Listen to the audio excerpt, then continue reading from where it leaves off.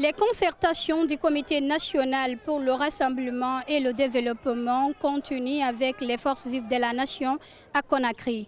Les invités du jour sont les syndicalistes et les banquiers qui ont été les premiers à être reçus par les nouvelles autorités de la Guinée sont revenus sur les échanges. En fait, c'est pour voir dans quelle mesure on pourrait corriger les erreurs. D'accord? Parce que le secteur bancaire a ses difficultés. Et il était venu nous écouter pour savoir dans quelle mesure il pourrait nous accompagner. Notamment, surtout autour de la justice. Vous savez, l'argent n'aime pas le bruit. Et il y a eu assez de bruit en Guinée. D'accord?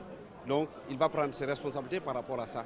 Poursuivant, ce banquier n'a pas épargné la CEDEAO qui, selon lui, a infligé des sanctions qui n'ont pas de sens à la Guinée. Il demande à la jeune de ne pas aller à l'extérieur et qu'ils vont geler les avoirs financiers. Mais c'est du rigolo. Cette gente-là, elle peut quitter Conakry pour aller à Lola, pour aller à Koundara, pour aller à Tougué chez moi. Elle est libre de tourner en Guinée si elle ne va pas à l'extérieur, ça ne change rien. On parle de gel des avoirs.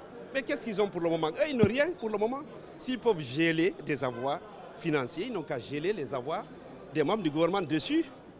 Ils n'ont qu'à geler les avoirs du président de la République dessus. Guy Laurent Fonzo est aussi acteur évoluant dans le secteur bancaire. Il compte présenter un mémorandum à la junte en concert avec ses collègues. Nous allons faire un mémorandum avec une présentation claire de la situation du système bancaire, des recommandations et des doléances également. Nous sommes au service de la République, nous sommes au service des Guinéens et nous allons continuer notre travail à sortir la Guinée de la pauvreté et à créer la richesse. Hadjadjena Boukeïta, elle, dit être rassurée des promesses tenues par le CNRD.